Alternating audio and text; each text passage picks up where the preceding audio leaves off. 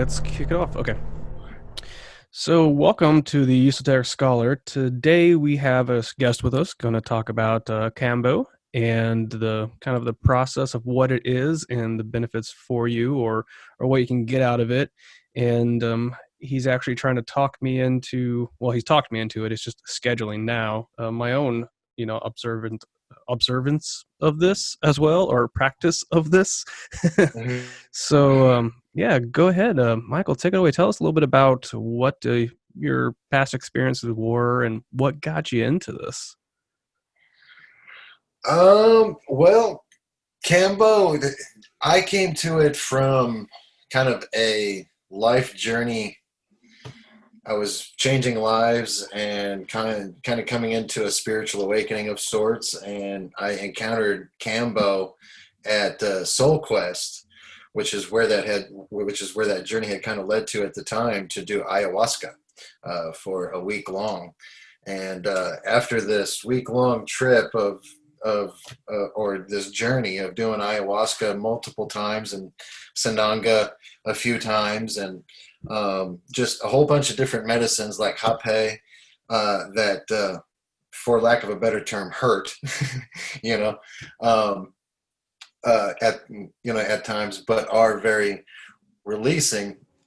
At the end of the week, they threw Kambo. They said, "Here, you want to do this Kambo? It's kind of like the final cleanse of the entire week and everything." And I kind of thought to myself, and I was like, "Heck, there's nothing else they can do to me. They've literally put peppers in my eyes, and they've blown pepper up my nose, and it's basically what it felt like, and gone through the whole spiritual experience with actually Mother Aya, which, as I speak of it, I'm speaking more humorously because but it was a very extreme experience and very life-changing experience for me.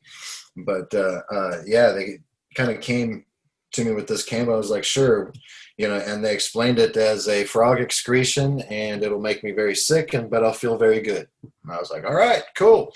What else can you do to me? So I did it, and I really didn't think too much more until a couple of days afterwards, because right after the entire week I had spent down in Florida at Soul Quest, I met my sister and we went to Disneyland for 2 days. So I spent another 2 days after already being up for about 36 hours doing all of these medicines and going and just really putting my body through absolute hell. And then I was up with my sister at Disneyland for 2 days. And I finally got home back here in Missouri, and I finally thought, I was like, how in the world did I just make it through all that? Did my body just go through all that? And I just messaged Carlos, the guy that gave it to me, and he was like, that's Kambo. He was like, remember how I spoke about the 3 days afterwards? You'll feel extremely good. That's basically the jungle magic. And, as they say, the actual jungle magic, but it is explainable through peptides. But yeah, so that was kind of my start or my first introduction into Kambo. And then I spent kind of the next year kind of going back to it. I went and found another practitioner in Kansas City and started visiting them. And as I was going through it, I just kept noticing changes in my body, and changes in my mind, changes in my spirit. And as Mother Aya had helped, and she got me through a lot of the big lifting or the big acknowledgments, it was Kambo that really had kind of helped me, give me the tools to do the work that I needed to do to acknowledge the things that Mother Aya gave me, if that makes sense. And just throughout that year, I just kept going and going. And then during one ceremony in particular, I just really felt this need to, like, oh my gosh, I have to bring this to Missouri. And so I started the quest to become certified, and I went and did that. And now I've been working with the medicine for about 3 years, actually going on just about 3 years. And so now I'm trying to bring it to Missouri. What what about your experiences? What did you go through when you started the Soul Quest journey there? Because we've talked about it before. I want to go down there and experience that as well. So how did the Awakaska retreat and the combo work together to benefit each other in your personal experience, if you want to go that route? So like I said, Mother Aya gave me the larger, broader scope of things, the bigger things, like the big aha moments, you know, of uh, uh, of like in particular at that time I was battling a lot of self-worth issues. So, and she really kind of put that into my face, like, you really got to get over this one, right? Like, this is really holding you back, and you're not accomplishing what you need to accomplish because of your self-worth issues. So you really got to start getting over that. And there's a couple of big flashes there of of here and here. So that left me at the end of the week with a lot to think about, of how am I going to approach these things, and how am I going to accomplish these things, and what do I have to do for myself to be able to do these things and get over these self-worth issues and start to prove to myself that I can do it. And a lot of it at the time was, I was very overweight. I started um, at almost 450 pounds was my heaviest. And now I'm down to about 215 pounds. And I encountered Kambo and ayahuasca right at about 300 pounds, at that 300-pound mark. Um, but it came at the right time, because up to then, it was kind of my body that had failed me. And now I was kind of starting to get to a point where I could eat again. And I was putting foods, but I was falling back into the same habits of eating food, of eating my feelings, eating my emotions. Uh, so on the other side of, so ayahuasca, she was the one that was able to punch all that into my face and really kind of put it into my consciousness. And then afterwards, so she gave me the eyes to see, and then Kambo gave me the tools to work with it. So one of the very first things that came out was, I think I had described to you once, before, when I was hungry, like, you'd be sitting there watching TV and you'd be hungry. So you go into the kitchen and you just kind of rummage about and you find whatever's quick, easy, and probably full of calories, fat, carbs, and, lots of sugar. But it was quick and it filled that spot at the moment, but not really. So you'd go back about 20 minutes later. After Cambo, the communication lines to my body were completely clear. Like, it didn't just tell me I was hungry, it was telling me what I was hungry for. It was going, hey, you want salad, or you want carrots, or you want this, or you want protein, or you want this. So it was a lot easier to make those choices of, okay, this is what I got to go in and make. And even a lot of times it was almost kind of weird, because since my body is me, it knew what was in my fridge. So it would go, you want to eat this right now. So that's what, and so I would just start to make just the better choices based off of that.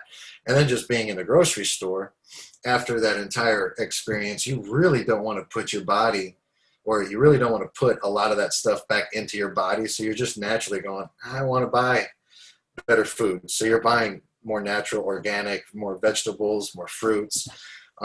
Definitely a lot more fruits. You start to crave fruits like mad. But yeah, so so yeah, that's kind of it in a nutshell. Yeah, I totally get that, about the craving certain aspects and the fluctuations between knowing why you're eating junk and then just doing it anyways. Right. Yeah, like that's something that I'm trying to overcome, because I do, most of the time, I do really good at making good decisions, even in the face of temptation.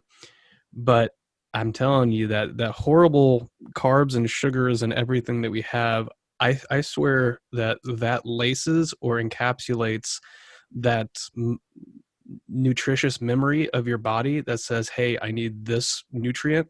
with that, like a shell saying more of sugar, right? I swear, because as soon as I slip and start eating more of that, that's more what I crave, and that's more what my body says I want, instead of being like, oh no, I need the salad, or I need these grapes, or I need this steak, right? So I think that, correct me if I'm wrong here, but I think that the Kambo, when you start to do your purge, as you'll probably explain here in a minute, you start to get these toxins out of your body to reset your body's knowledge of itself. Would you agree to that or Oh not? yeah, absolutely. I mean, Kambo, to describe Kambo of what it is according to science, I guess if you will, from that aspect, is really it's a excretion from a frog. The Philomedusa bicolor, and the frog is down in the Amazon, and it creates this excretion. Um, Science will tell us. Oops, sorry, that's my dog. Science will tell us that it's a predatory, or that it's a protection from a predator, the snake, or this big boa, or this big python that's down there.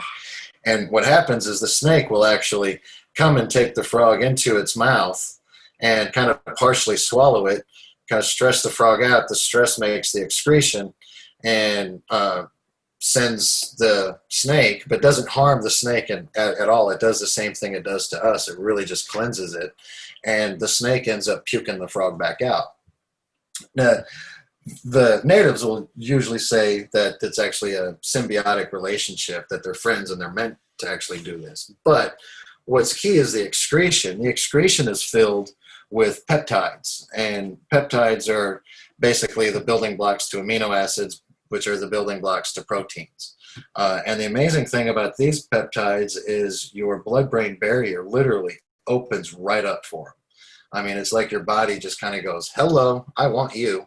You're going to do a lot of good for me," and it just opens right up and allows these right in. So the effects are pretty instantaneous. Happens real quick. Within about 20, 30 seconds, you'll start to feel it. Um, and then really what they do is what all these peptides do is there's two types: your bio and neural peptides. The biopeptides, they're going to activate the liver, the kidneys, the gallbladder, your large and small intestines, all of your cleansing systems, and just start getting any and all toxins that it can gather, and it's just going to shove it right to your bloodstream and out of your skin and right into your stomach. And then really what happens from there is once it gathers it all in the stomach, it's got to go somewhere. So that's the purge part, is it comes right out. The whole process takes about 20 to 30 minutes. And you purge a few good times, and then you kind of lay down, go to sleep for about a half hour, 45 minutes, recover from it. And depending, not everybody usually wakes up and they feel great. Some people, they can take up to about 24 hours to fully recover off of the experience, but that's generally depending on the amount of toxins that's inside the body, and also the prescription drugs or drugs that they've been doing previously, and also alcohol. Actual consumption plays a big role. So the cleaner you come into it, the better the experience is as a whole. You'll leave feeling much, much better. Come into it dirty, you're going to clean out, but you're still going to have a little bit of recovery, because it's really going to put you through the ringer to get all that out. And then you'll spend about 24 hours going, okay, I'm ready to feel good. And then all that other jungle magic, as I spoke of earlier, will start to pop in and be like, okay, now I feel the energy, now I can see, and all this good stuff. So, and then the other, which I didn't get to talk to, was the neural peptides. The neural peptides, they go to work in the brain, and they'll start to start to fire up all the neural actual connections up there. The dopamine receptors, all the heme receptors up there that are up there to be repaired will be completely repaired and going again. So, yeah. Sorry, I get to rambling. No, that's perfect. That's what we want to explain this for. So these are this, I guess, the more mundane science aspect of it, and I've been thinking about it more and more, because like this last week, I've been feeling sluggish and like my stomach's been feeling weird. And, I'm thinking about oh, dang it, the word is escaping me, but like the biomes in my stomach and stuff, like the different stuff, and like how maybe that's out of balance, and I'm just not. Mhm. I got a little bug, right? So I was like, I wonder if Kambo would help, like just purge all this out and reset everything. Have you ever Yeah, done it that for does. yourself?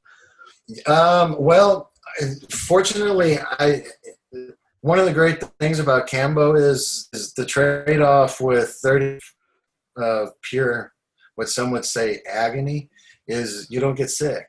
And I really, uh, no, I can't say that I've ever Kamboed myself as I got sick, had that opportunity, but I've thought about it. Like if and when I do get sick, I'm going to Kambo myself and just see what happens.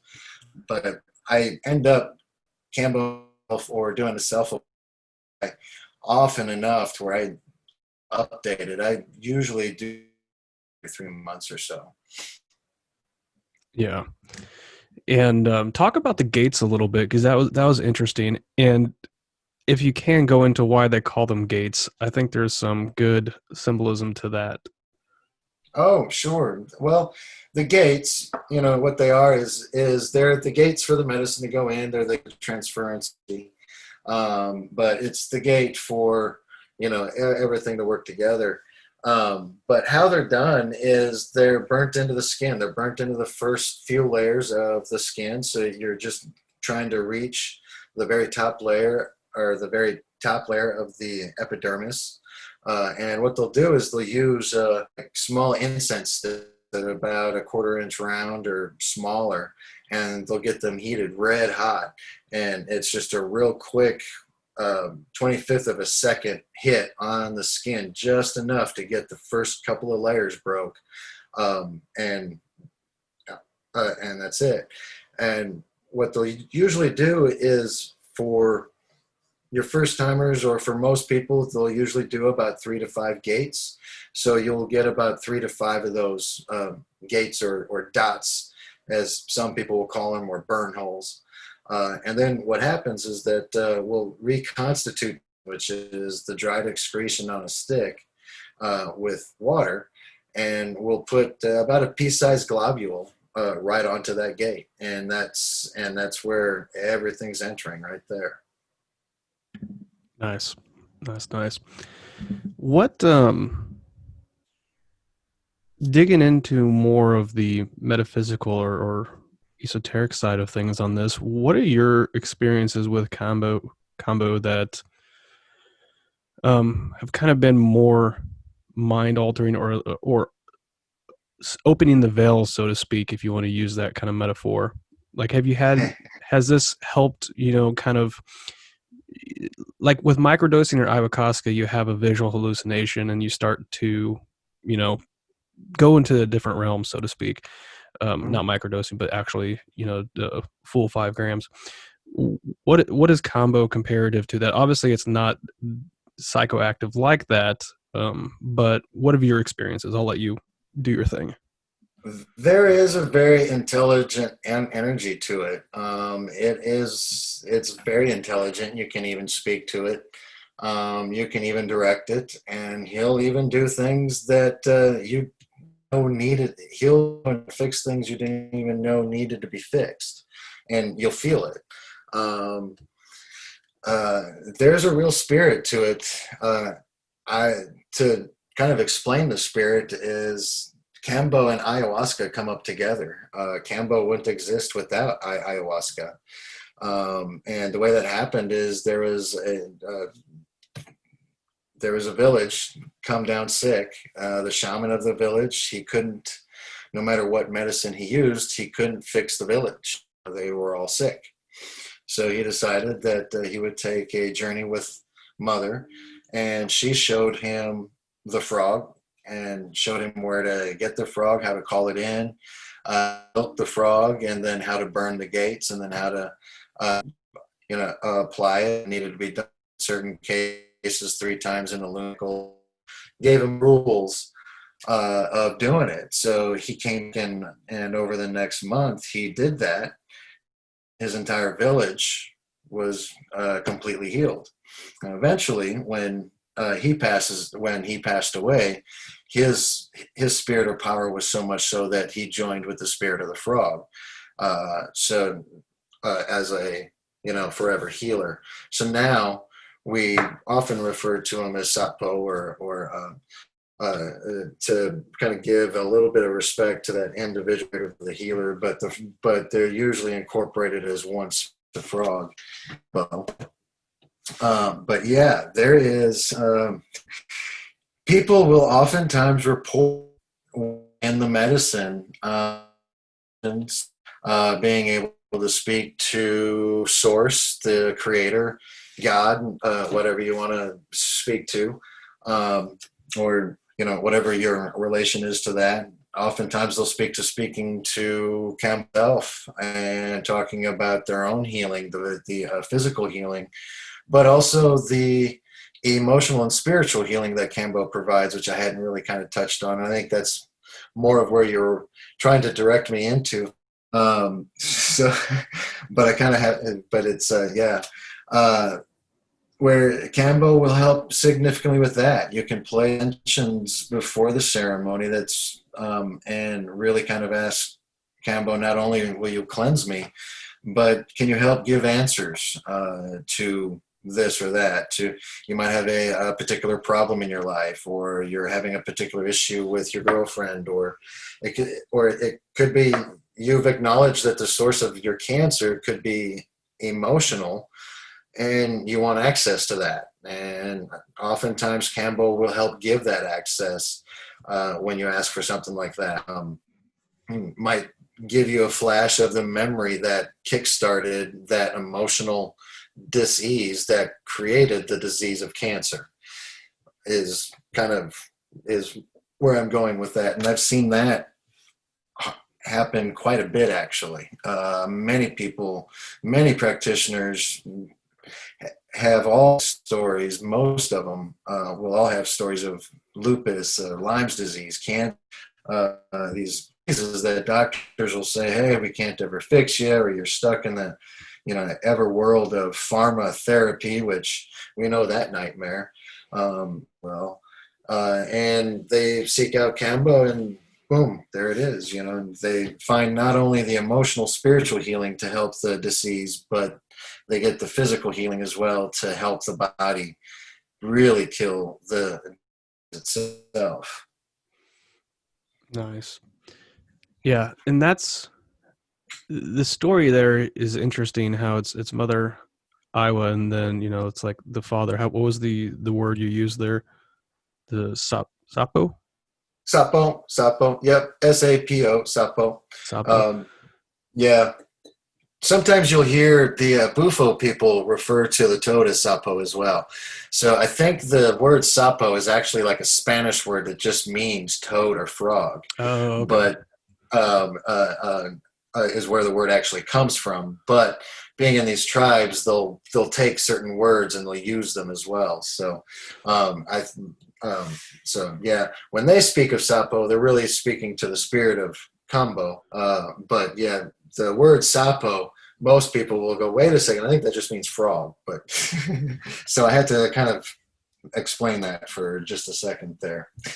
No, yeah, that's perfectly fine because that kind of plays in well to the duality or the multi-dimensional duality of a word. A word can have many different layers of meanings, and one of the mysteries that AI will probably never crack is context of a sentence that defines the true essence of a word, and thus we have spellcraft. Right, right. Yeah, that's the thing. They don't call spelling for a reason, right? They call it spelling for a reason. There's a real deep meaning there, you know. Yep. The voice, the word, the way the voice comes together to form the word, the entire concept and intent and the thought process of making that word comes into play. So, there's so many densities, as I like to call it, just in speech that people don't even think about it. In normal everyday life, we really kind of think about just kind of a 2 or 3 dimensional or density thought process to speech. But when you get into spirituality, you really got to expand that out to a 4th and 5th dimensional or density to really kind of start to grasp what's happening inside that realm. Yeah, exactly. Because words have power. Hmm. And I was actually talking totally off topic, nothing like we're talking today, but I was talking to somebody else earlier about names. Like some people are reluctant to say who they are or to give identification because giving up the name of something is giving up that power, right? So if you It's have so interesting you say that. After you get done, I'll tell you my name story. okay, Sorry. all right, yeah, hold on, because it's interesting because um, as you learn more about the occult studies, the esoteric spiritual studies, you realize that when you're calling forth these deities, entities, spirits of nature, whatever you want to refer to them as, the first test that is never really truly a test is, do you know its true name? And if you know the name of what you're calling, and pronunciation's a discussion of its own, but you're pronouncing this name of the entity, it's the first door to open for it. So it now acknowledges you as somebody who's aware because you know of its entity, you know of its existence. So to give forth a name is to give power over something. Um, You so are that's absolutely correct. Yeah. yeah. So go ahead. What's your story? Well, no, I was just, it was interesting that you were talking about names because over this last weekend, I had a discussion about names. We were talking about names, about how we choose our names and about how our names really have deep meanings and, and what our names really mean and how you can kind of really kind of decode that name into into you. But it's like my name is Michael. And if you break that name down, it's Hebrew for the question of who is God, which I always find interesting because like me, I kind of tend to reflect people's. I'm the type of empath that I reflect a lot.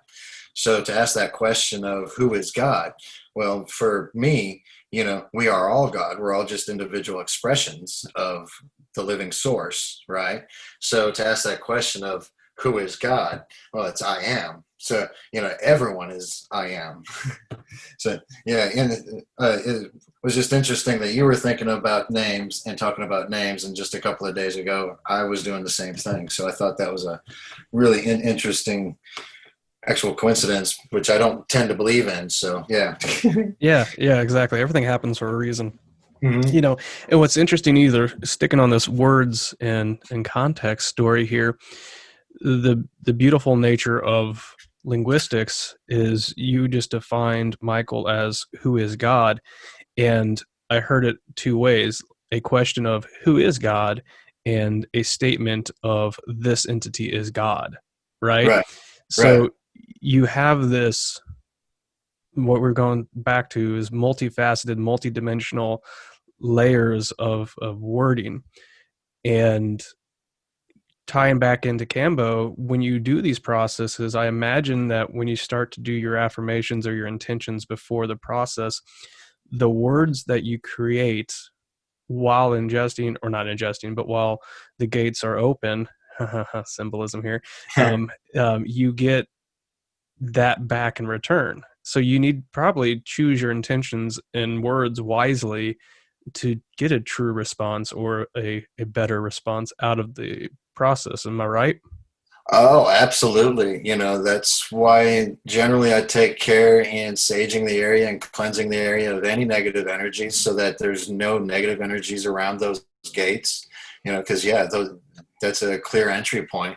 I mean, even with the protection of Kambo there, but while they're open without Kambo, on them, they are completely susceptible. So, yeah, we are very careful about the energy that's around them. We clear the area. Even, yeah. Um, our prayers as I'm applying, which usually I'm more in me myself. That kind of depends on the practitioner. Some of them are speaking vocally. Me, I'm more internal. Um, so I'll speak everything beforehand, but also, but not only what I'm doing, but what the person undergoing it as. as well. We need their intentions and their thoughts to be clear. So oftentimes we'll spend a little bit of time beforehand just talking with them and making sure that we've got a clear path of of of those intentions to be voiced, so that way they can get the work that they do desire. But I do preface that with, sometimes we don't get the work that we want, we get the work that we need. So it's not that he doesn't hear you sometimes, it's sometimes he thinks there's something else that needs to be fixed more. And that will, and he's always right, because every time it happens, everyone always comes back going, yeah, I needed that done before I could go here because of this and this and this. And it's like, well, yeah. So it always comes to you as you need, not always as you want. But I think that's kind of a general affirmation for life as well. Yeah, exactly. And you have different energy bodies, right? I believe. I mean, they're all one in the sense Right, of unity, but they exist in the different vibratory spectrums of existence. right. Without getting into the multidimensional aspect of things, they're just different Oh, we vibratory could spend a spectrums. year doing that one. Exactly. So they have these different, you have one body, different vibratory spectrums. So the higher vibrations, lower vibrations, they may play into your current conscious, and what your lower vibration, your bodily body, your brain wants may be different than what a overriding vibration is trying to tell you, but your your animal mind is interfering with that. So yeah, sometimes you just got to have that slap in the face to realign yourself, because we're Yeah. human, right? Oh, absolutely. Absolutely. Yeah. Yeah. And that's why Kambo's so great, because it resets you at a cellular level, at a mindful level, and a spiritual level. You just come out of it just completely cleaned. And really, it's whatever you put on top of it is on you at that point. Right. So, you know, you know, so at that point, you really start to see what choices you're making to impede on yourself, because now that you're so clean in all three of those aspects, it's so easier to go, oh my god, why did I just do that to myself? Right. Yeah, yeah, exactly. You take it's the reduction of ego will open your mind, because Mm, that's like the first step in. Well, I think that's the overall accomplishment throughout life, and the spiritual transition, or the spiritual transcendence, is to dissolve the ego to a point where you see the truth about yourself and the reality around you. And I, you said that perfectly. Absolutely. Yeah, absolutely. I don't know if you read the Law of One at all, or anything like that, but yeah, that's yeah, 100%. Yeah, I haven't read that one yet. I'd have to put that on the list to kind of put together and see. There is a lot of content out there to consume, for Oh my sure. gosh. Yeah. And it's interesting because they don't say the same thing, but the undertones and we'll just go with energy amongst the messages are pretty consistently the same. Right, It's all about like the evolution and refinement of what we consider, as you go back to say, I am. right. It's all about the consciousness, and once it's all just different ways of, or different thought patterns, or different speech patterns to bring about thought about the consciousness, the I am. you know it, yeah, it everything is, it seems like the Bible, the Bhagavad Gita, the Law of One, A Course of Miracles, even the Peruvian magic, as you say, as some would say, coming out of ayahuasca and Kambo. If you dive deep into that, into those traditions and customs, it's not really all about gods and what gods are doing and what gods are not doing. It's all about consciousness, right? Yeah, It's all about those spirits, and they don't really call them gods. They're just spirits because they have an acknowledgement of the source. it's an And animist mentality. right.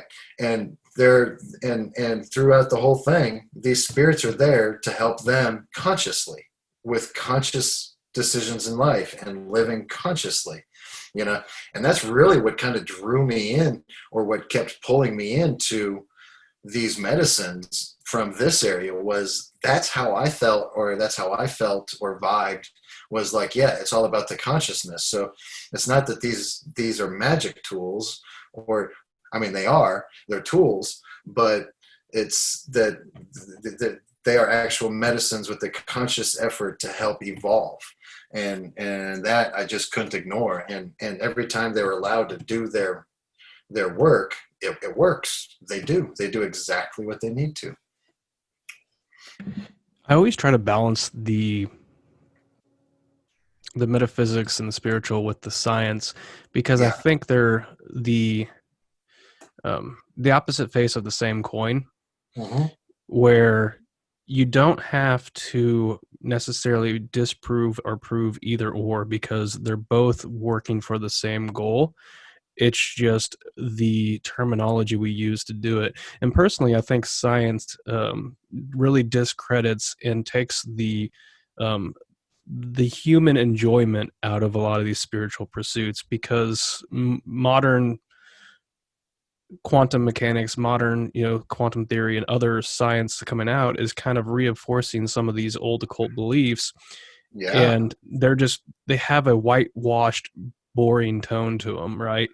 So that leads me to think that these spirits or these entities that we're working with these medicines, they are, like you said, they're conscious energy that's manipulating these molecules and atoms to work with your genetics, your system in a certain way for progress. It's like a symbiotic, as they refer to it, a symbiotic organism within you or for you, to help.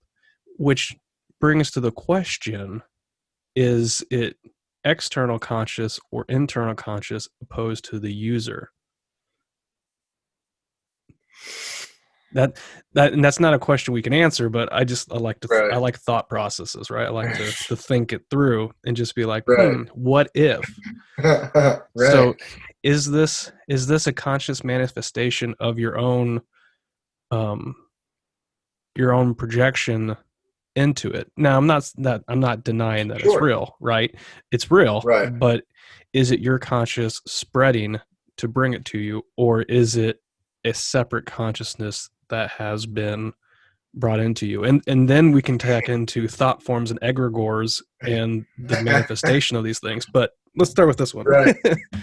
Well, how deep do you want to go? Um, uh, really, it's all expressions of the self. And if you go back to the source, we're all just expressions of the source creator. We're just living expressions. We're made to forget, in just so that we can have free will, so that we can live these lives bumbling about as we're doing it. So if you take it from that aspect, yeah, it's all just one consciousness kind of coming together as one, but in a co-creative way where they've kind of forgotten themselves, right? Um, and there's that way to think about it. Or you can take the aspect that, yeah, there are individual energies, but I think everything is one. So I just look at them as different expressions of of some type of energy. Um, Now the law of one will kind of put it as densities, I guess. You've got different densities, but I don't know about that. But um, there's a lot of science that goes into it as well. You've got the peptides. I don't think it's really. I don't. To me, I've witnessed so much and seen work that it's just no way that it's. I don't know. I don't think that it's just kind of ourselves just sitting there going, "Heal me," and I magically heal. In that respect, in that simple aspect of kind of like the what do they call it? The actual. It's a blah. I can't speak right now. The placebo effect, right? Yes, yeah. I don't know why that word was so hard to get out. but I think I've kind of lost track, actually. Oh yeah, I mean it's a rabbit hole, and we're going to divert from it. Oh You my know, God, you can go so far and just keep going. exactly. You know, you got to leave little breadcrumbs to figure out where we started from. Right.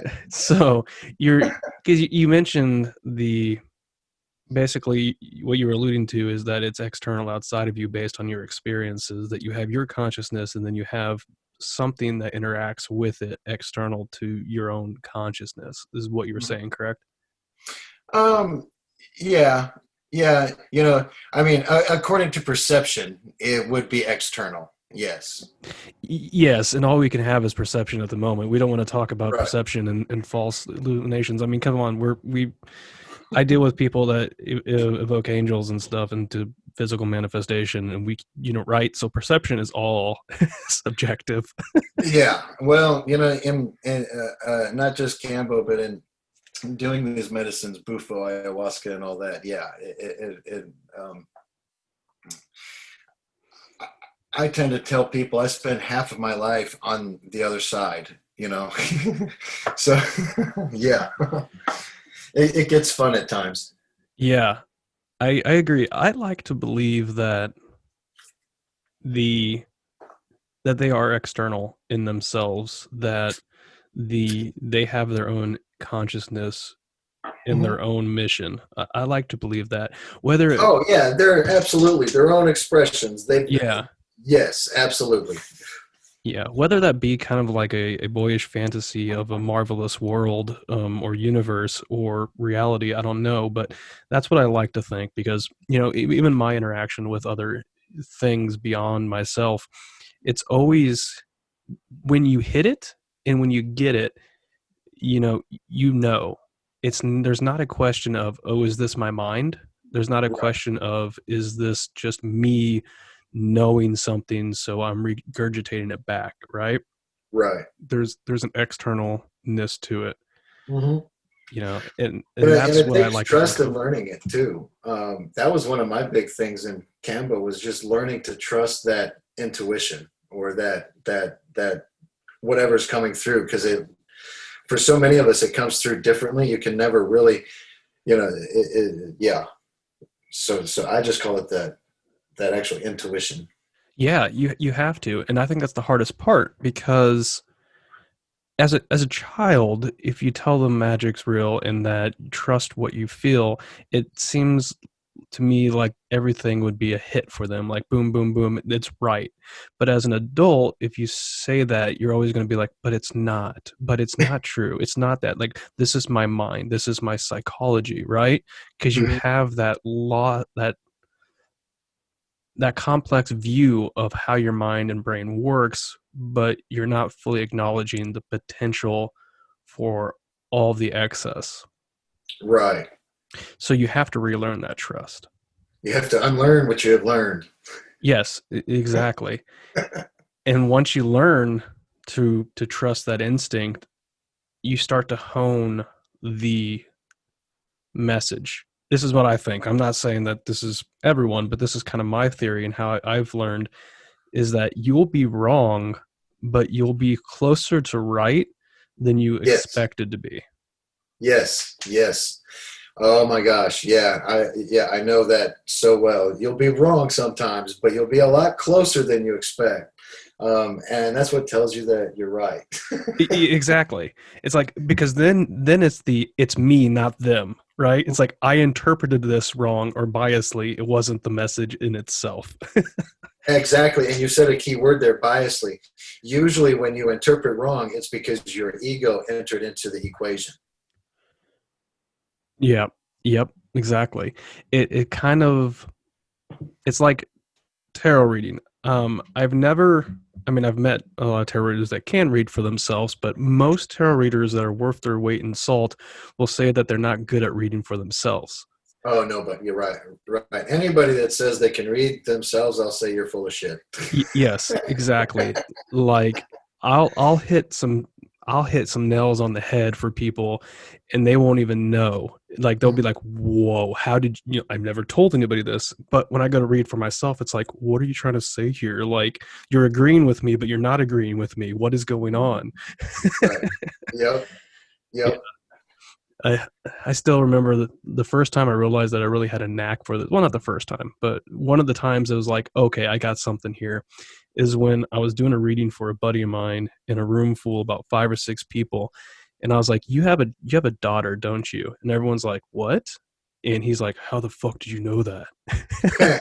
I'm like, says right here, buddy. It's yeah. He freaked out. Like he got pale white, and then told us the story, and everyone's like, how did you know that? So that was one of the those are the moments you're like, okay, I got something. Yeah. Yeah. Yeah. I'm not like that. I can feel people. I can feel people and feel the energy movement. I don't get details or, anything like that. However, once I was, a friend of mine, her mother was in the hospital, with a brain injury. Actually, she's still in there. And she was, uh, they weren't getting much of a brain activity out of her. So they were considering pulling the plug and whatnot. And she just, for whatever reason, I've never claimed to ever be able to do readings or to do anything like that. But she called me and she's like, hey, can you read? Can you do anything to tell me? And just out of instinct, I was like, I happen to have this DMT pen. Let me get under the medicine. Maybe I can figure something out. Maybe I can ask the Deemsters to give me something. And boy, did they ever. Yeah. But that was the only time I've ever actually been able to do anything like that. And but I had to confirm it that I was speaking actually to her brother at the time that passed away with her mother. Yeah, Um, and he was with her mother because they didn't want to leave because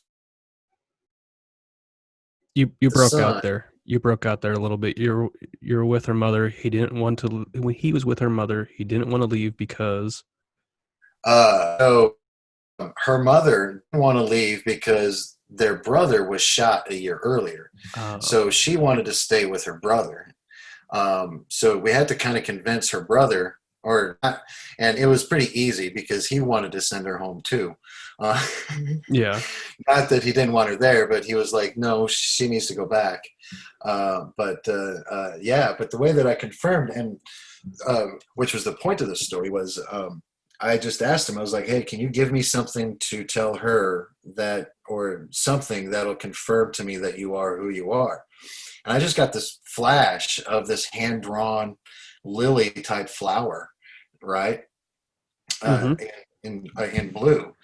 And so I really just actually took a picture of it to her and texted it to her. And I was like, does this mean anything to you? And she was like, oh my God, I was drawing that yesterday as I was thinking about my brother. I was like, boom, there we go. Yep.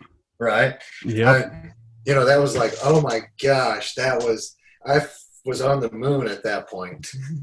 It's amazing how that works too. Like those moments are just the energy is just you can't describe the energy in those moments because you're just like it's all real. Everything is real. Oh my gosh. Yeah. Yeah. Oh my Yeah. gosh. Yeah. Yeah. If you ever have the opportunity to do Bufo, I really encourage you to do Bufo. Bufo. Explain. I'm not familiar. Bufo is from a toad, but it's another DMT.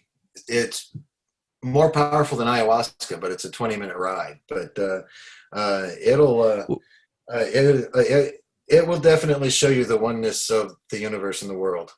That's Yeah, for sure. yeah, I was gonna say because Ayahuasca, that's like roughly an hour, isn't it? Like a half hour to an hour, or is it So an quicker? Because ayahuasca journey is usually about 4 to 6 hours oh, okay, generally. yeah, I Yeah. was gonna say because straight DMT is like 5 to 10 minutes. So Bufo is like Mhm. about 20 minutes. So you're like in creeping up there in duration. Yeah, so it's DMT, but it's a 5-MeO DMT, so it's got a different inhibitor than what ayahuasca has. Gotcha. Um, but yeah, it's much more powerful. It's about a 20 to 30-minute ride, something like that. Yeah. That that's something that I need to do. Like Ayahuasca has been calling me for years, and now Mm. Kambo has my number and Uh-huh. has been wanting me to do it. But I You're really probably in need of a good cleansing weekend. I probably do, and I need to find out when. But something that I really want to encounter, and this is going to sound funny, is I want to do the 5 grams in a dark room for the machine elves. Aaron, I want to see the machine elves. you want right? You want to do the Terrence McKenna heroic dose thing. Yeah. Yes, I do. And um, I would work up to that. It um would I would definitely work up to that. Your first few times, you definitely want someone around you. Um, yes. make sure that you got your stuff worked out, or at least a couple things worked out. Because yeah, if there's no one there for you, that can turn out to be real bad real quick. Exactly. That's why I haven't. What I'm actually hoping for is not that I'm against any one way or another, but I'm hoping that with the recent passages in Oregon and Colorado that we're starting to see um spiritual den sounds weird, but like a set and setting that I vibe with of professionals that work with you through this on the spiritual level, not just the white room lab coat experience, right? That's well, yeah, and you're seeing that pop up all over the country.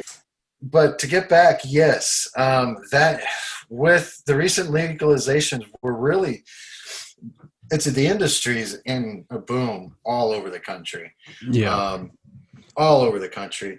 I even here in the Midwest, I'm usually traveling to different retreats just about every weekend, just to serve Kambo and help these people go through these other medicines. Um, like the last one or this last weekend, the way that we worked that was a Kambo Bufo ayahuasca weekend. So you started the day with Kambo, you had Bufo half after Kambo, and then that evening we went straight into the Aya ceremonies. And then Sunday we followed up with another Kambo, which was a final cleanse. And oh my gosh. But through the whole process, we've got people there set for you. So you don't have to worry about anything. Your food, we've got people there for you to talk to. We've got, integration coaches. We've even got circles, to join in to. Sometimes we'll even have other specialties like masseuses and yogis and stuff there to help with other, like disciplines and teachings. But everyone's there for the goal of getting of healing for the participants. Everyone's there for those people, and so much care is taken to make sure that everyone's safe, that everyone is going to come out of it broken, right? So In a good yeah, way. Broken in a good way. yeah, and we right. We like to call it spirit assisted therapy. We're just the people there that are helping assist the spirits so that they can do their work, so that you can do the work with the spirit together. I Yeah. I see. I think that's going to be. I get my words right here. I think that's going to be the best possible future for medicine, science, and social structure is spiritual assisted living, Hmm. where we are tolerant of each other's beliefs and it just becomes normal, not bigotry, not judging, not, anything, where it's, this is how this person believes, we make them as comfortable with it as possible. You know what I mean? Right. Right. Yeah. We have to realize that everyone is just living their journeys, and Yes. they're just making decisions based on their experiences. So they're always making the best decisions that they know how to make for themselves and for the ones they care about, based on their perceptions and the lives that they've led up to that moment. You know, if they grew up in a Christian home, that's the language that they know. If they grew up in a pagan home, that's the language that they know. Yes. Key here is we don't expect anybody, no matter what your denomination is. It's we're all acknowledging source or God, that one, that the one. How you get to the one, it's great. You know, we're just helping you really communicate with it. You know, and that's key, is to take care of it, and just not judge anybody, and just kind of use that language and go, okay, I feel what you're saying on that one. I see the love in that. And that's key, is see the love in what they're saying and stop judging it. Exactly. You You know? mentioned take care of it. And I think Mhm. that's the revolution that people are starting to move into.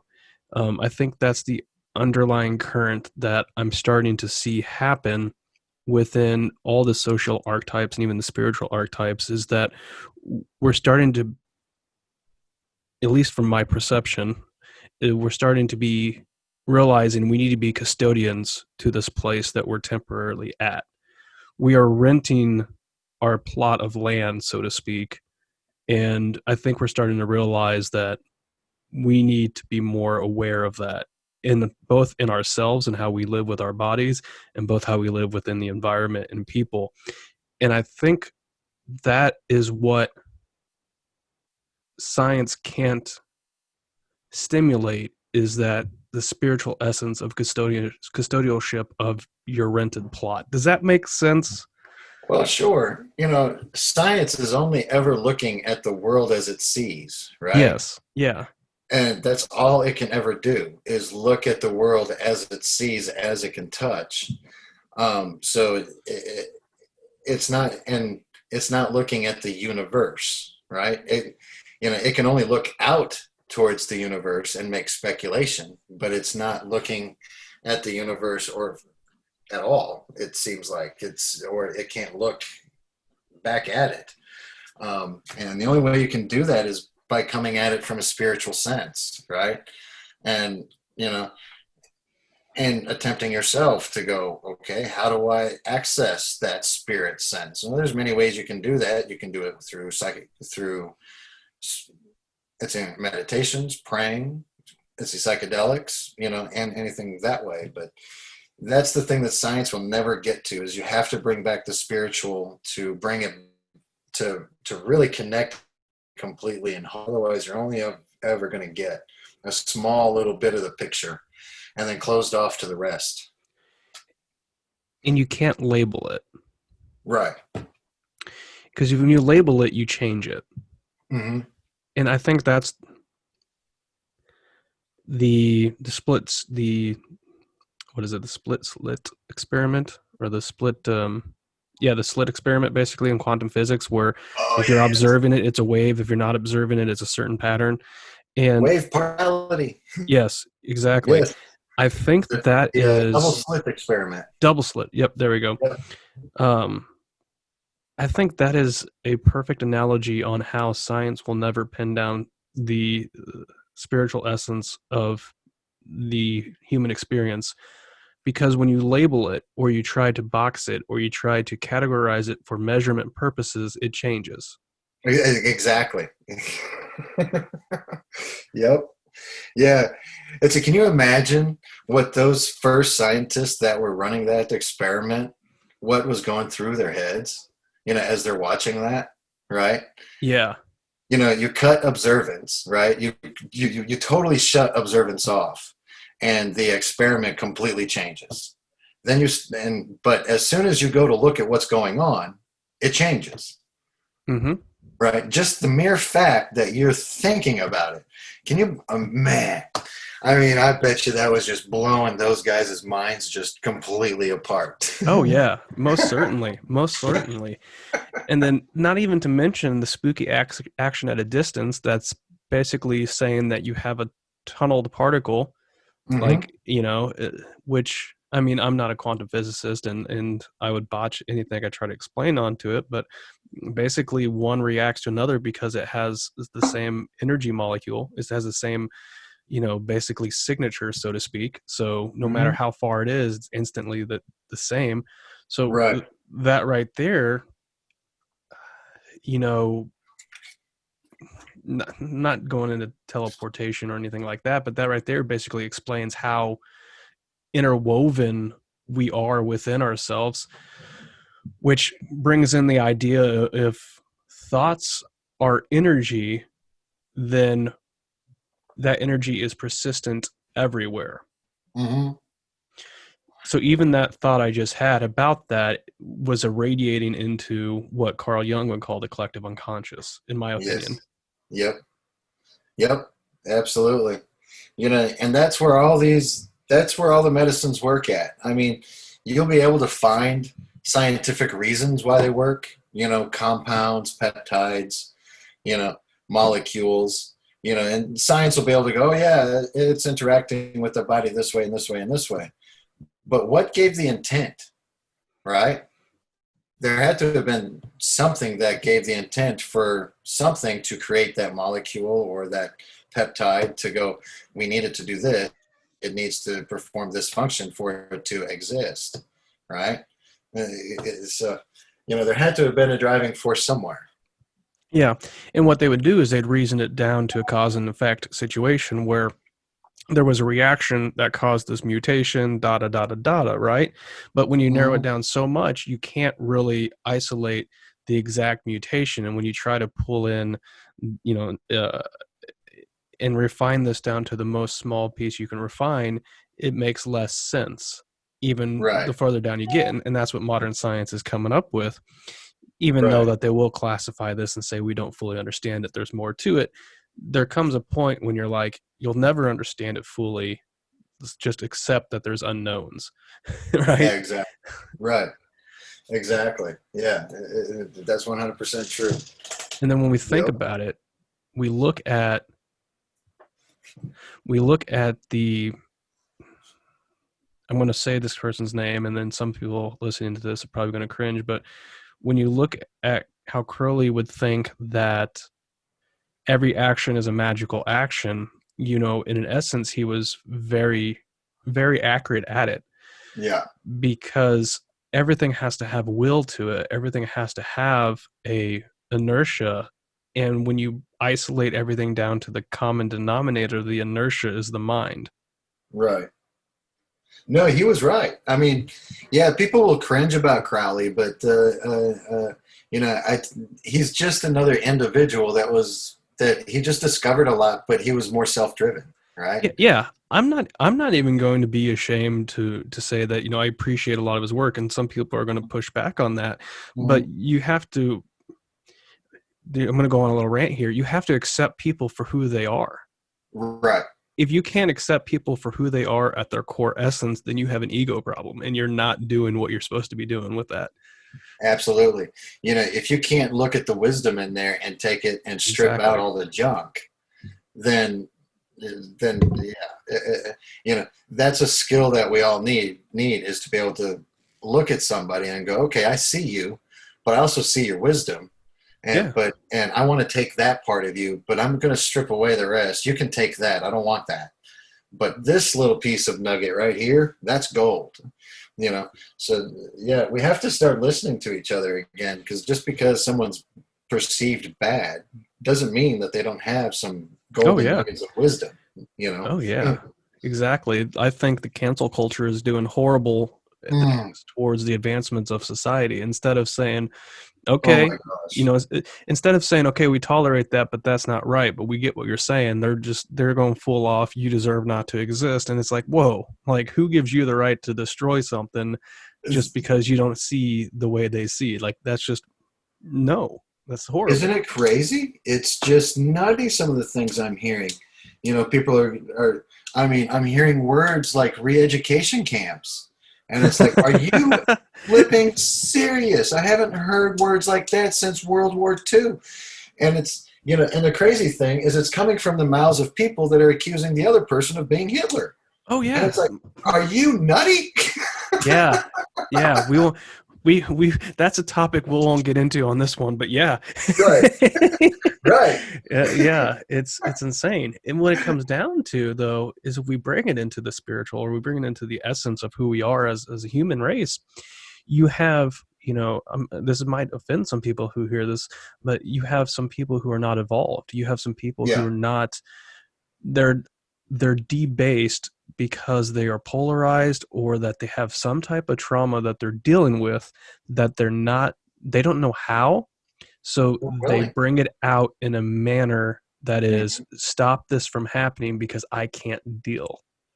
That's exactly right.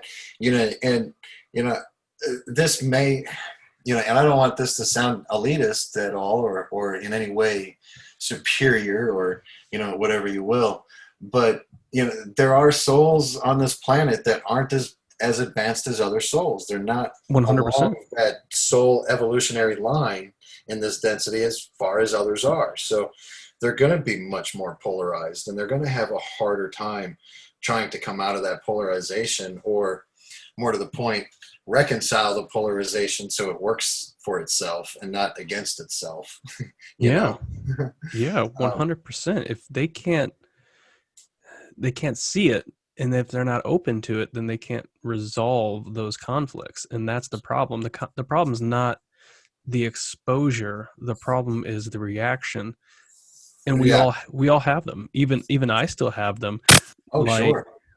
one of the ones, animals are the thing for me. Like, I was scrolling through Facebook earlier, and I saw where an animal died of freezing to death because he was out in this cold, and like I instantly was kind of somewhat traumatized by that. Yeah. I see it every year, but I was traumatized by it because I'm like, this is cruel, this is horrible. How do we live in it? I'm starting to get emotional. I'm starting to get biased, and I got to rebase myself and realize that, hey, that sucks, Right. and work through it. Like, I honestly, I don't know how to deal with it still, but that's one of my triggers, right? That's one of my debasings, that Yeah. it sucks, but it's life. We have to do better, but you can't get biased because of it. Right. For me, that was a tough one too. And actually, kind of the law of one kind of helped kind of reconcile that for me as well, in realizing that that's their journey, right? You know, I completely believe that before we come here, we know exactly what this life is going to be, what decisions we're going to be faced with, what people we're going to meet, even right down to our parents and our name. And I think that can be decoded right through astrology, through means of astrology, through means of numerology, are all different ways of decoding the DNA, or the cosmic DNA, Mm-hmm. which is, of you, if you will. But it comes down to that code, and we completely choose that, and right down to the moments of our death, because we are just expressions here to experience, and that's what we're choosing to experience. So it's sadness, right? But it's also okay. Well, they got what they wanted. They got what they needed. That's what they came here for. To experience that. However that was it through a traumatic means? You know, this is where you can really dive down a rabbit hole of, really, did you really meant to come here to get hit by a car? Well, maybe for some reason you just wanted to know what it felt like. Who knows? Those are questions that are meant for the other side when we finally get back over there, because we're only looking at the world from this scope here. We're not looking at it from a universal sense. Yeah, and I agree. And I found myself agreeing more and more with that philosophy lately, especially as I do like past life regressions, things like that, or contemplate the idea of reincarnation in aspects. Mm-hmm. That I truly believe that this isn't my first incarnation. In fact, Oh gosh, talking no. talking to several people, I have at least seven apparently, and these things are debatable. And some people will throw it out that it's psychology. Some people will throw it out that it's not real. And to each their own on that. It's a topic that everyone must discover on their own. But personally, I'm leaning towards what you're saying as well. Well, many people will debate this, but if they do their research, they'll figure out that you know heaven and hell wasn't introduced until the Council of Nicaea in what, 331. Was it Nicene or Council Nicaea, right? uh, was it? Yeah, yeah, yeah, yeah. But yeah, Christ taught reincarnation. I mean, that's what he taught. Yeah.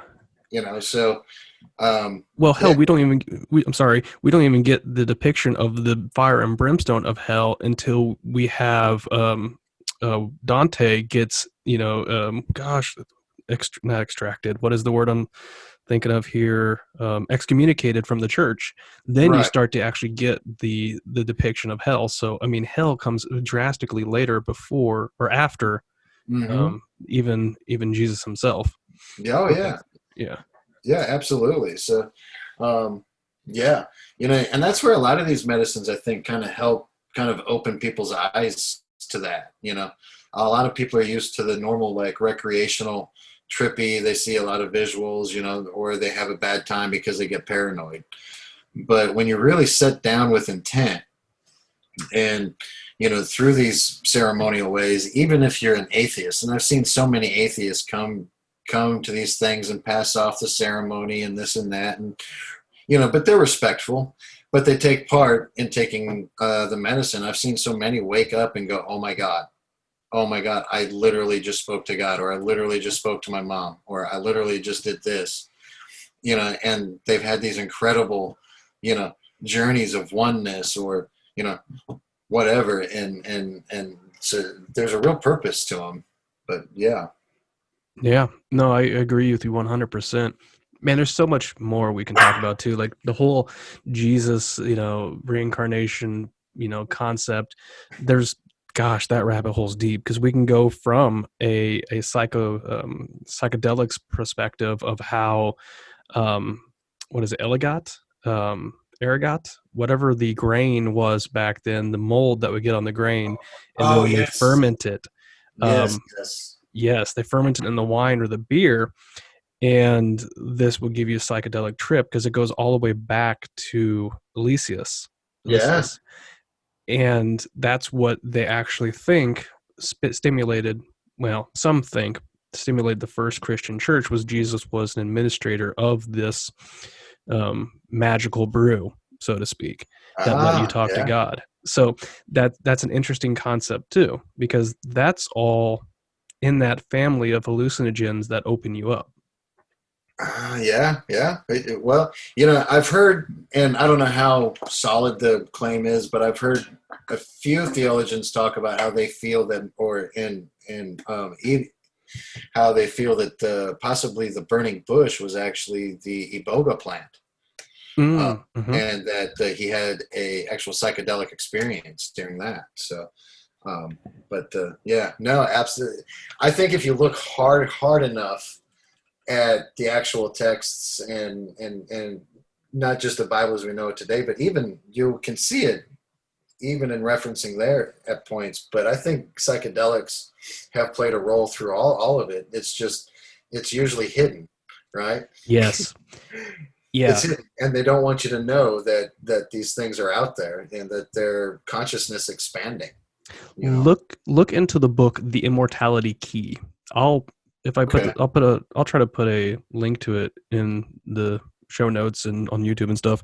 But look into it, because they discuss, it's ergot, Mhm.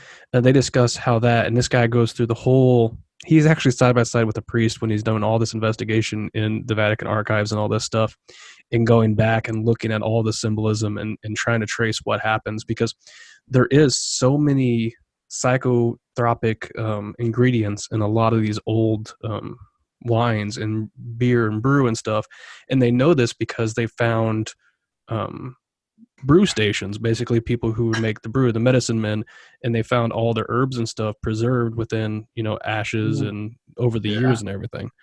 So it's a good book that kind of makes you think about that a little bit. Hey, even Mother Ayahuasca is brewed over the course of a week.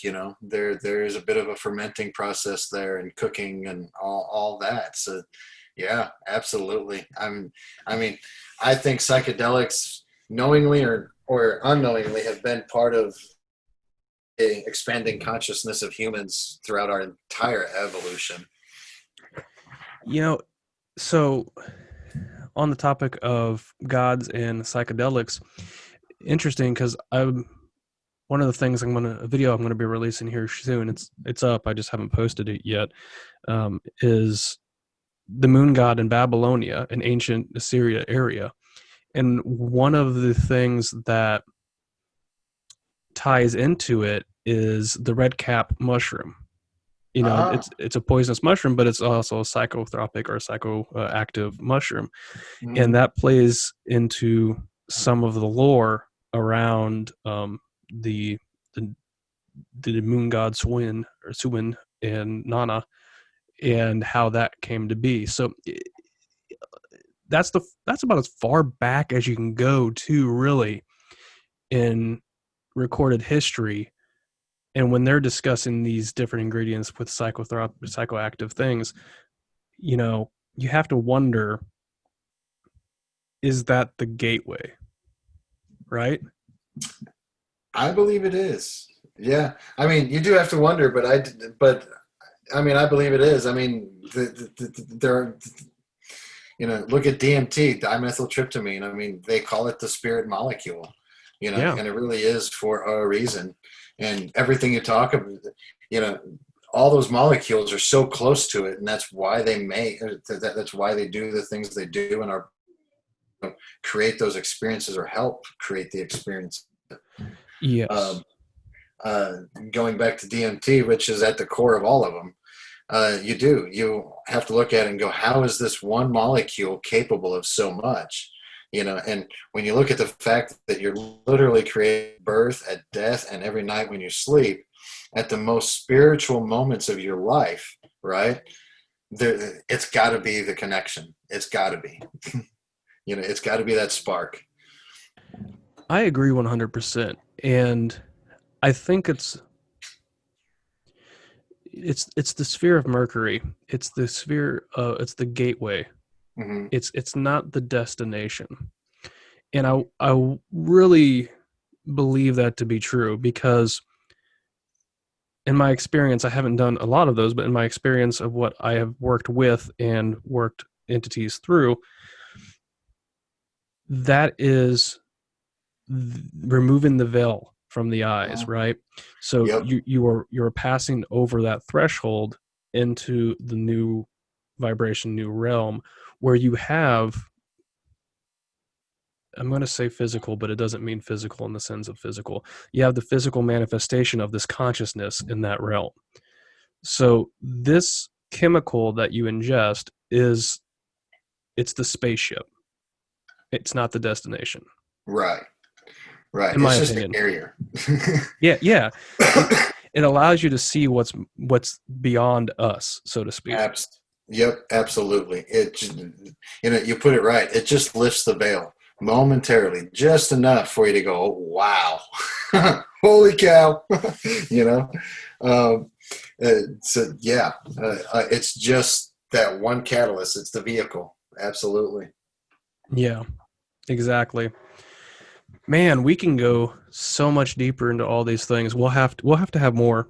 Oh, we could. Yeah, yeah, we started off with Kambo, kind of kept on going. So, but it all leads into each other. It all plays. It Kambo is does. such an integral part of all of it. It's kind of the pre-cleanse. I mean, before any of those actual medicines, I'm being called in before peyote. I'm being called in before ayahuasca, before bufo.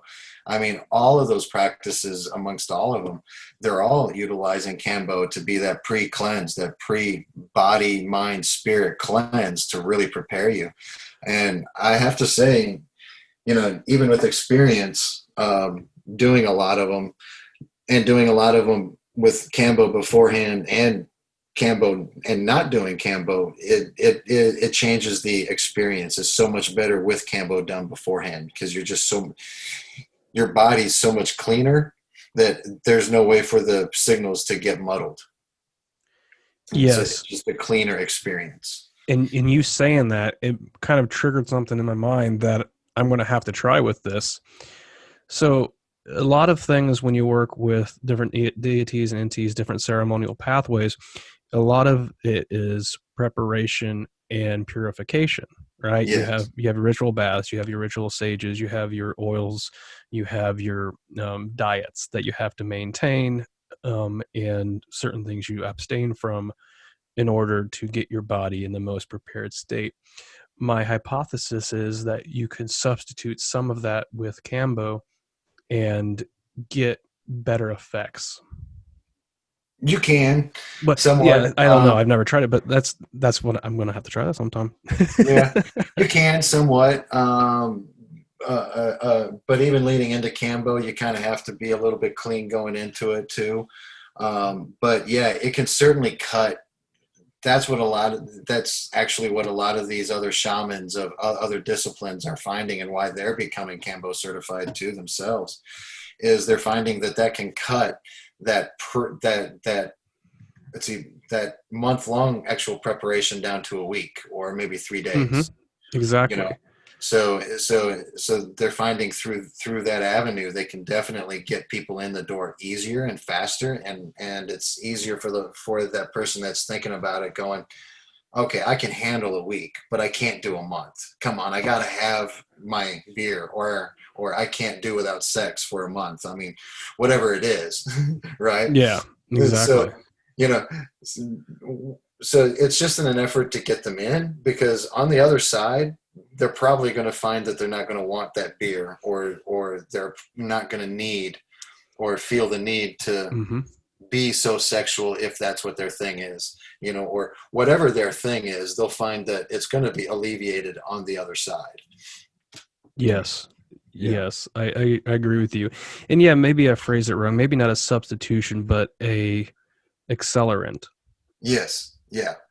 Yeah. Yeah. It helps significantly. And I think that's part of the reason why Cambo's growing so much and so fast. I mean, it's almost like they just can't get practitioners fast enough. It's like but that's just part of the medicine. I mean, there's a reason that all these medicines are coming up, and it's part of the awakening consciousness of the world that we're in right now. I mean, we're literally at that point where we have to make a choice. I mean, we have to make a choice: service to self or service to all. But to be able to make that choice, we got to be able to know ourselves first. Hmm. Exactly. And I think One way that's, to do that is through the medicines.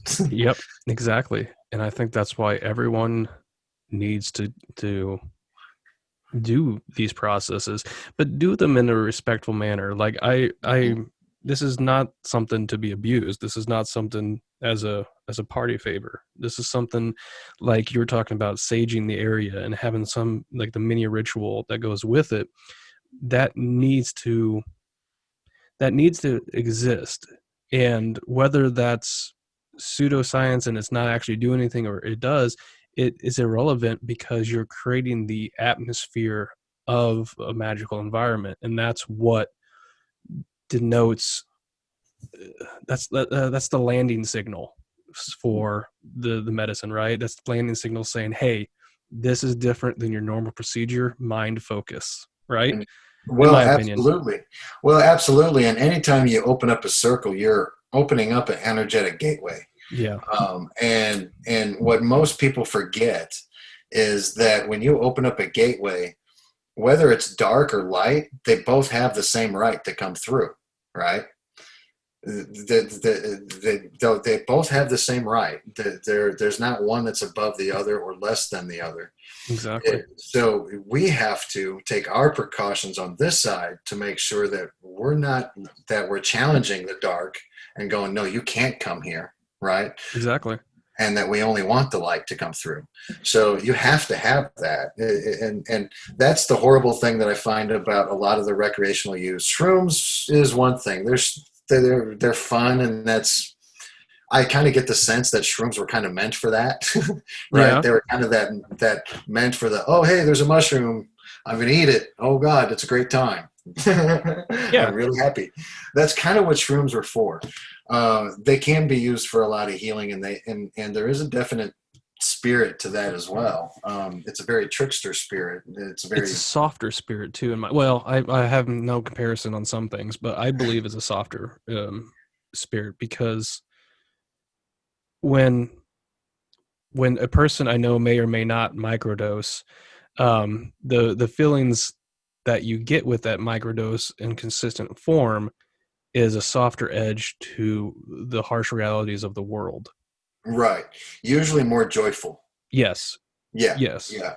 Yeah. Usually more joyful. And that's where I kind of relate shrooms to, if you're it's familiar with Native American type mythology, is kind of a Heyoka, is, or it has that archetype to it, kind of that Heyoka archetype, jester type archetype, or Loki type archetype, if Mm-hmm. you know Yeah. Norse type actual mythology. Loki wasn't Bacchus. actually a bad guy. He was actually a good guy. He was just Mm-hmm. very misunderstood. And that's the jester, that's the trickster, that's the Heyoka, and that's shrooms. They're good, but they may look to be bad at times, but there's actually a reason to it. Well, exactly. Because, I mean, everyone knows somebody, well, everyone who's tried it knows somebody who's had a bad trip, right? Oh, absolutely. Absolutely. Like, I like to tell people, the spirits like to have fun just as much as you and I do. In Oh, fact, they yeah. like to have more fun. They would prefer it if we didn't come to them with all these problems, right? Just so that they could have fun, Yeah, because right? how boring would it be just, doing your thing day in and, well, there's no time, but doing your thing consistently, Right. like you want to Well, have that chaos. right. And they're there to help, but at times they're like, come on, guys, you can't get over this yet. I mean, we just want to have fun. Let's get over this. But they want to do the work first. I mean, they're like anything else. They won't have fun until the work is done. So if you're going into shrooms recreationally for the first time and there's work that has to be done, sorry to say, you're probably not going to have a very good first trip, you know? Exactly. Well, it's, I talk about it in another video I did. When you first start working with these entities, whether it be through hallucinogens or else, or just ritual or what have you, you need to go in it as a solemn friendship. Yes. Like when you first start meeting somebody, you don't go in and say, "Let's go get a six pack and hang out by the river." I mean, some people, I guess, too, Right. but you kind of like, who is this person? What are they Right. about? My Right. name is so and so. Your name is what? And then that's Right. all for that day. And then the Right. next day, we talk a little bit more, and you build the relationship. Yeah. Because barging into somebody's house saying, "I need you to fix me now," they're probably not going to take that too well. Right. Right. And they know you better than you know you, because you only know you from one vantage point of this existence on this earth. They know you in your totality, right? Exactly. Or they know somebody that does, right? Like they have that interwoven consciousness with other entities that, you know, Right. exactly. Yeah. So, there's nothing you can hide from them. Nothing. And they're going to make, and they know you better than you. So they'll make you force it, or they'll make you look at it. But yeah, they do like to have fun. They, just as much as anyone else, they love to have fun too. No, exactly. Exactly. Oh man, it escaped my mind there. The concept of, I forgot it now. Dang it. It was right on the tip of my tongue. Oh, Neil Gaiman. I know it's fictional, but he plays off of the Norse mythology a lot.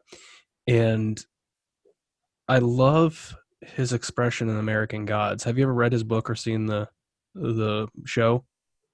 American Gods. I don't think I have. That's one of the ones that I've been wanting to look at. That's on Amazon, right? Yes, I highly recommend.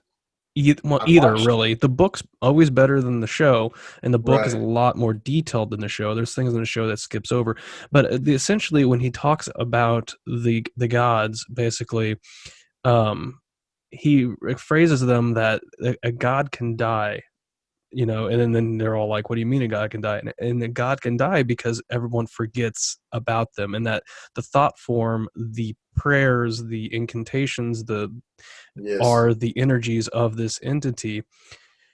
And one scene, I don't know if it was a scene in the book or the scene in the show because it's so vivid, the details in the book, but they're walking through a like a marbled old Greco-Roman style building, and there's just destroyed statues just showing their feet.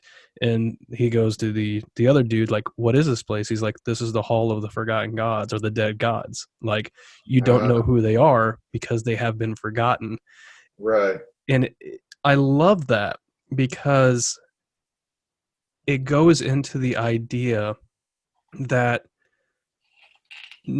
vulnerable is a bad way of expressing it, but they are in an essence, in a sense, vulnerable because they require, you know, contact in order to exist, right?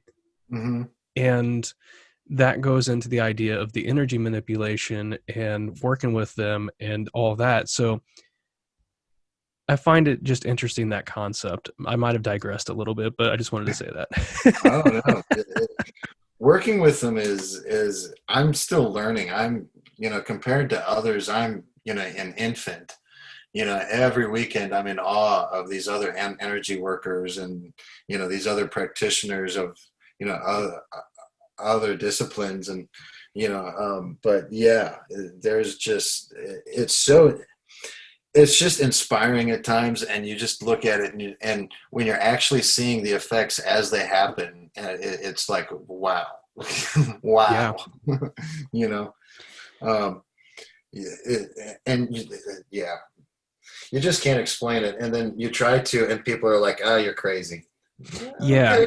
okay, all right, You can't come with that mentality. Like, right, I hate when people do that. Like, I'll be listening to somebody's story and somebody else will be like, you're nuts.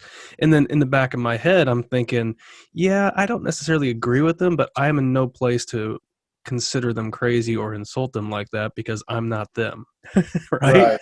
Like, to them, that may be the reality that is their reality. Oh, absolutely. Yeah, absolutely. And we do create our own realities. Yeah.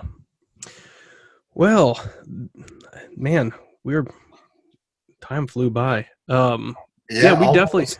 we definitely need to do this again, and Oh, absolutely. this It's is been a lot fun. of fun. Do you have anything that you want to kind of say about like your practices, or if you want to, I don't know if you have anything you want to promote or anything like that, go for it if you want. Well, look me up on Facebook. It's the only real avenue I have now, Midmo Kambo. Um, as far as a few of the retreats that I go work for, one of the better ones, Rest. They're just getting formed, but they're out in Kentucky. We're looking at trying to get in May. We're going to be organizing a week-long retreat down at Lake of the Ozarks, which will be multiple disciplines, multiple medicines. But that's Rest. I think you can find them at KentuckyAyahuasca.com. Um, but other than that, that's really about the only way you can get me is Midmo Cambo on Facebook, or just call me at 5. Oh, maybe take it off. Yeah. Okay, I'll edit that out. Yeah, yeah, because this is going wherever it goes, right? All of a sudden, someone from Japan will be calling me. Like, you want to fly out here? I'll fly. It's going to be expensive. I'll travel anywhere, but expenses are incurred. You know. Yeah, they're billed proactively. Oh yeah, yeah. Yeah. I mean, about my farthest clients are in St. Louis. I mean, other than the retreat centers, I'll go to Yeah, those. But I mean, they come in from all over the country at that point. But yeah, no, I travel all over the state. I'll have to look up the Lake of the Ozark one, whenever that is. That sounds cool. Yeah, I'm in process of actually organizing that now. I'm supposed to go down. I need to look at a bunch of Airbnbs and start looking at properties and making sure they'll work. We found out at one of them, we never, or at one of the last ones we did, they never scouted the property. We found, and everyone showed up, and our neighbors are like 20 feet off off of either side of the house. And when you're doing psychedelics, it's not really a You need some space. you need some space. You don't want to freak out the neighbors. I wonder if they have any open venues down there for rent, like actual, man, I can't think of the name. I don't know. I can't think of the name, but basically kind of like where you have miniature huts and stuff, like miniature um Yes. campground type situations or something like that where you can rent the whole place out. Well, and that's actually one of the options we're thinking about too, is just doing a camping retreat, which is always nice too. Um, but yeah, because we'll put them together both ways. We'll put them together in a big old house. That way everyone's nice and comfortable, and they got their own showers and whatnot. But or the camping ones, which are a lot of fun too. Everyone camps out and we find just nice ceremony space all over. Nice. Nice. Yeah. That's awesome. One of the things I wanted to do if I ever did strike the lottery or became insatiably rich, um, is I wanted to buy a large plot of land to develop for specific purposes like this, Yes. or people can rent out for their own spiritual exploration, so to speak. So if you want a cabin in the middle of the woods, we got one for you. Or if you want a Right. campground area, we got that for you, where you can customize it to what you need as your retreat, your own working and path working area. That is in the scope of years ahead of us for us. But yeah, in a couple of years, hopefully, we're hoping to be able to buy um, property in Missouri, Kentucky, and Florida that can both serve as, or that all three of them can serve just that same way. It can be just big properties. You can kind of come and tailor every weekend we'll have a set of either Kambo, Bufo, Aya, or maybe just do shrooms, or whatever the medicine weekend is. But then also have a host of other services around. Do you want yoga? Do you want um, some actual qigong, or do you want this, or do you want that? And just have it all available to them, and they can just kind of come and get their healing the way that they want it, be taken care of, and That's and that's the go back future home. church. Yes. Well, that's how we have to organize it as a church. It's the only way to be done Yeah. um, so far. But that is the future church. It really is. And it's, churches are going to become healing centers, and, people may come, but it's not going to be like the normal Sunday service anymore. It's going to be come in, get your healing, meet a bunch of people, and, connect with them and be part of a community. And you can go back home, come back as you like, or whatever you believe is your belief. It's the church is here to help you heal spiritually, however that is. Yeah. You know, That's awesome. I believe in that fully. I think that and a solar punk future are the best case scenarios. you love your solar punk, don't you? I do, and I've been trying to think about doing that solar punk project more, but like the people who follow solar punk kind of bog me down because they're, I don't want this to sound bad. They're ultra liberal, down with everything that is resemblance of capitalism, and everybody who wants to make a profit's bad. And I'm just like, you guys realize that you're shooting your own foot there, right? Yeah, Like, so I got to reconcile how I can modify the project to explain that we are a sustainable capitalist mentality, yeah. and that's how it needs to be garnered. But yeah, Some people, no matter what you do, they just want to be told what to do. yeah, You know, they have this vision. They're like, okay, I want to live this way. Now tell me how to do it. yeah. That's true, and I think that's a majority of people. I mean, I guess that's what breaks you apart from your visionaries, leaders, and the people who make it happen. Like you have to have two sides there. Mm-hmm. Yep. Yep. Absolutely. Yep. Yep. All right, man. Well, I'll All let you right, get brother. off here, and I'll get this posted, and I'll give you a link when I get it posted. And Oh, sure. we'll definitely have to do Absolutely. this again. I mean, Oh, anytime you want to. I mean, it's a lot of fun. So, yeah, yeah. anytime. We can go down any rabbit hole you want to.